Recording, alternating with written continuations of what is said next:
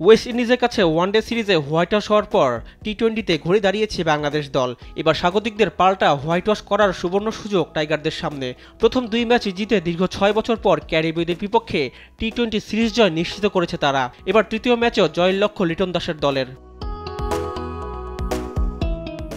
আর্নসভেলে low scoring উইকেটে run পেতে বেশ সংগ্রাম করতে হচ্ছে ব্যাটারদের। তবে প্রথম 2 ম্যাচেই বাংলাদেশের টপ অর্ডার ব্যাটারদের ব্যর্থতা ছিল চোখে পড়ার মতো।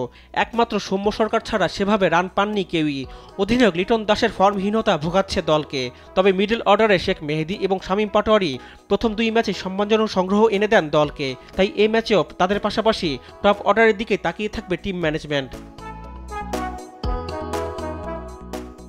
তবে বাংলাদেশের জন্য বড় দুঃসংবাদ হয়ে এসেছে ফর্মে থাকা সৌম্য সরকারের চোট। দ্বিতীয় ম্যাচে স্লিপে ক্যাচ নিতে গিয়ে আঙ্গুলে চোট পান তিনি। আপাতত 3 সপ্তাহ মাঠের বাইরে থাকতে হবে তাকে। তার জায়গায় কে খেলবেন সেটাই এখন দেখার বিষয়। টাইগারদের 2 জয়ে বড় অবদান রেখেছেন বোলাররা। তাসকিন আহমেদ, শেখ মেহেদীরা শুরুতেই ওয়েস্ট ইন্ডিজের উইকেট নিয়ে চাপে ফেলেছেন। পাশাপাশি নিয়ন্ত্রিত বোলিংয়ে রান আটকেছেন নিয়মিত। এই ম্যাচে ক্যারিবীয়দের ব্যাটিং লাইন আপ গুড়িয়ে দিতে প্রস্তুত বাংলাদেশের বোলাররা।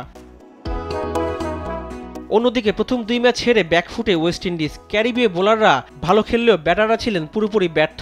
হোয়াইট ওয়াশ এড়াতে হলে এই ম্যাচে জয়ের কোনো বিকল্প নেই রহমান পায়েলের দলের। তাই বাংলাদেশকে হারিয়ে সান্ত্বনার জয় নিয়ে সিরিজ শেষ করতে লড়বে উইন্ডিজ শিবির। রিফাত আঞ্জুম, দেশ টিভি, স্পোর্টস ডেস্ক।